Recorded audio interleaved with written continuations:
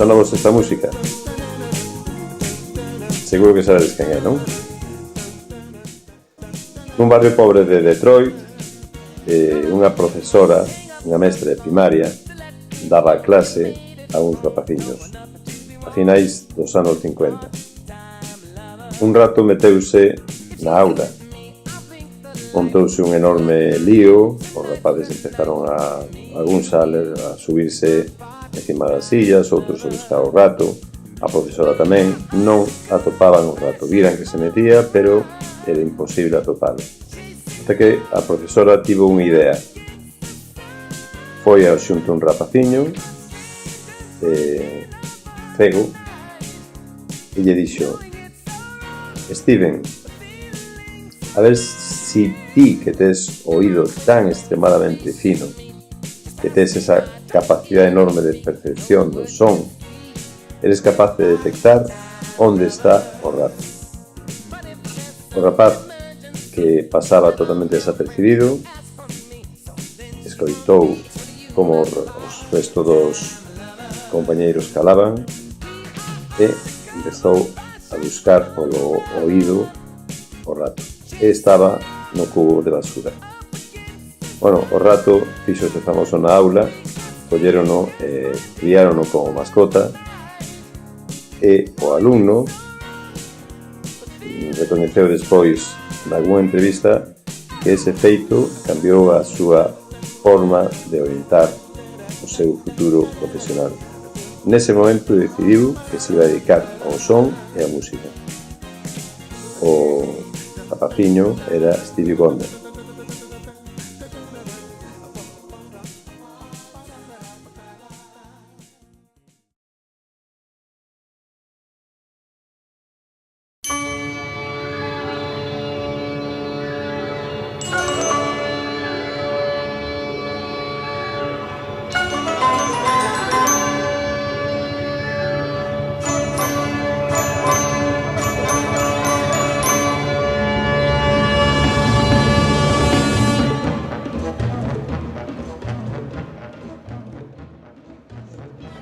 Outro día escoitei unha historia que me pareceu moi suxerente.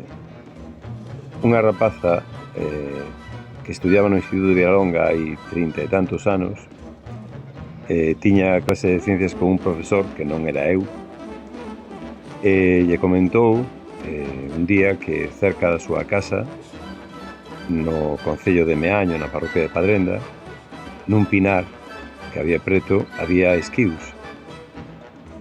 E, de feito, atopara un esquiu morto. Entonces o profesor dixo, bueno, pois traino, o intentamos disecar, se está fresco, disecamos, e bueno, pois a verás que bonito é, que piel tan suave ten, e que maravilla de animal. E, efectivamente, pois a rapaza o truxo, o día que truxo o esquiu, estaban os compañeros de clase, pois, de Portonovo, de Sanxenxo, Vilalonga, sobre todo de Portonovo e Sanxenxo, ríronse dela, porque vivía no monte, era o que decía. Nese momento, o profesor, pois que morto na man, parou a clase e lles dixo a todos os alumnos da aula: non sabedes o privilexio que é vivir na aldea. E comezou a decir a maravilla que podía ser levantarse pola mañán, co canto dos paxaros, escoitar o rumor das árbores, estar sempre ao aire libre, disfrutar do mencer e da posta do sol entre o dosel de folla das árbores. Empezou a falarlles así. Nun momento, a rapaza quedou extremadamente sorprendida. E foi a casa, chegou, e nun momento, ali, na súa casa, xurouse que nunca ia a sentir desprecio polo lugar donde vivía, senón que iba a sentir moito orgullo. E, efectivamente, esta rapaza, a partir dese momento, deixou os complexos aparcados, o complexo de ser de aldea, que entón era un complexo moi grande, e decidiu que sí que ela era de aldea e iba a telo a gala.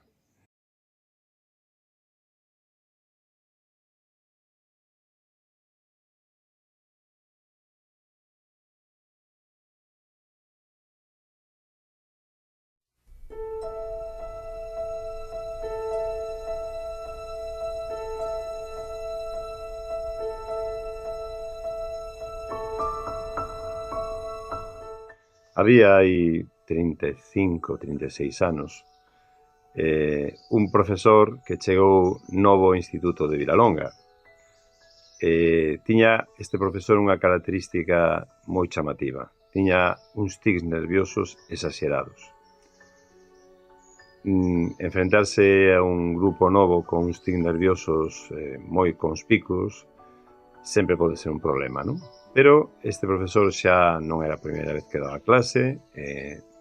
No momento en que decidiu dar clase iba a considerarse un profesor normal e non iba a caer en provocación, senón só eso, senón que decidira seguir tratando os rapaces ben, aínda que eles fixeran mofa, burla ou imitaran o que fora.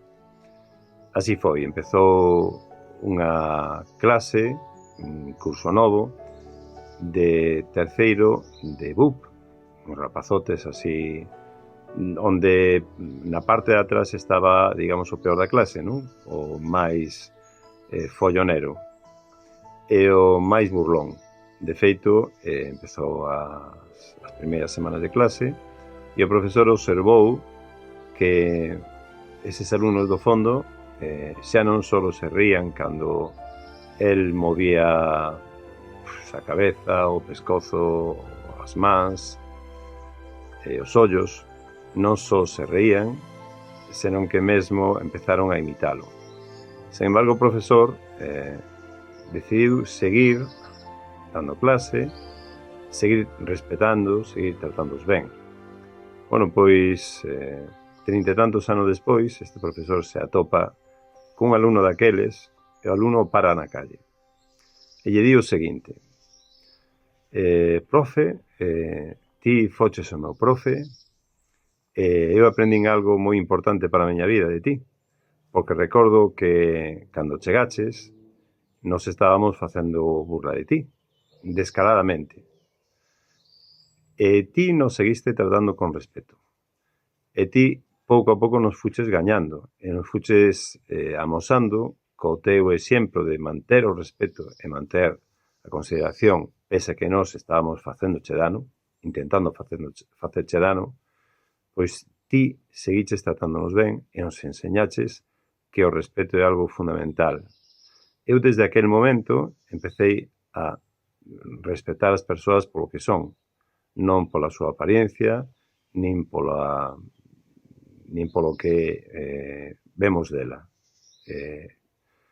Simplemente empecé a respetar a xente.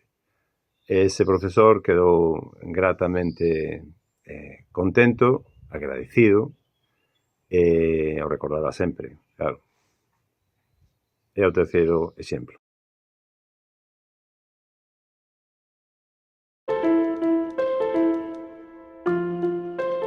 Yo no estaba predestinado para jugar al baloncesto, es más. Y el baloncesto llegó a mi vida de una forma totalmente curiosa. O sea, llegó un chaval al colegio donde estaba yo estudiando, que también era alto, pero no tan alto como yo, y me dijo: ¿y tú por qué no juegas a baloncesto? Y he dicho: bueno, yo soy gallego, soy de La Coruña, ¿no? Y entonces, si algo tenemos en Galicia es que contestamos con otra pregunta. Entonces, ¿y por qué tenía que jugar a baloncesto? Digo: hombre, porque sería bueno el baloncesto. ¿Y por qué sería bueno? O sea, yo siempre haciéndole preguntas para alargar la toma de decisión, y al final dije: pues venga, pues voy a empezar. Empecé a entrenar y yo no sabía verdaderamente mi potencial o el potencial que podía tener en el mundo del baloncesto, ¿no?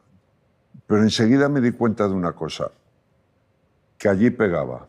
Mientras en el resto de mi vida no pegaba, porque era un chaval estamos hablando de cuando vine yo a Madrid, de 14 años con 2 metros, entonces me di cuenta que en el mundo del baloncesto todos los problemas que tenía fuera de la vida se trastocaban en ventajas.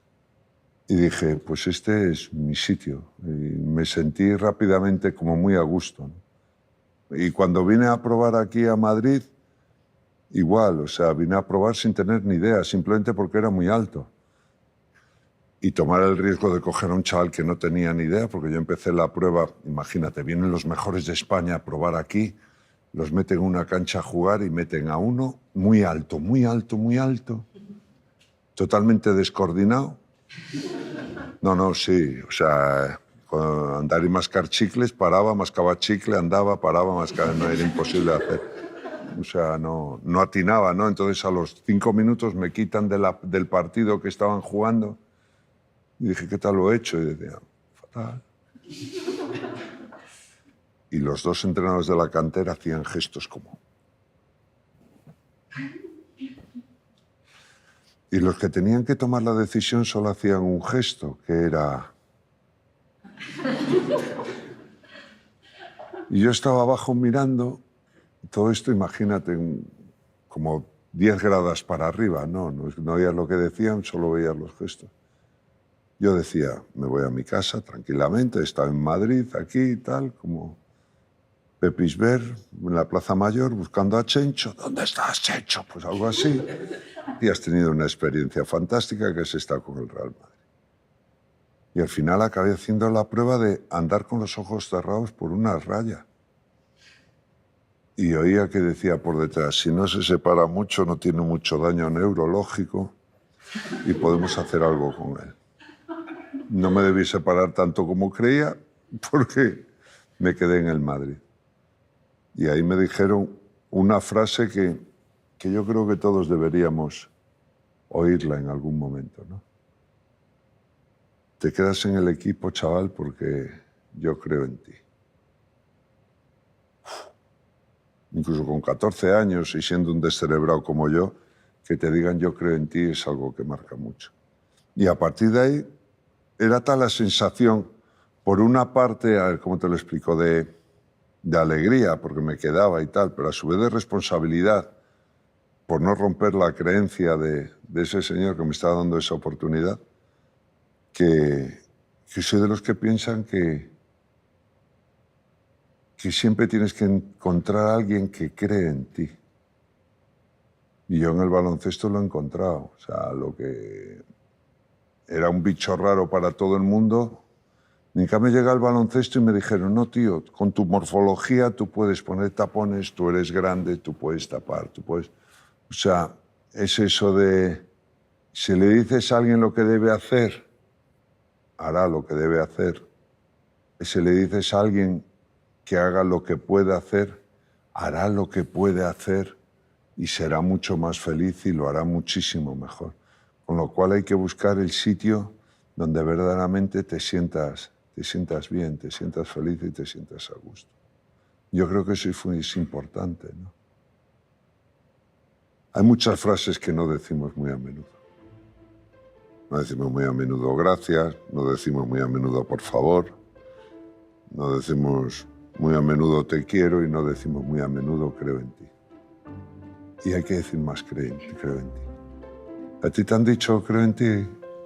Sí. ¿Sí? Mis padres, por ejemplo. ¿Tus padres? Sí. Bien, vale. Pues busca gente que cree en ti y serás sumamente feliz y no se te borrará esa sonrisa maravillosa nunca. De verdad.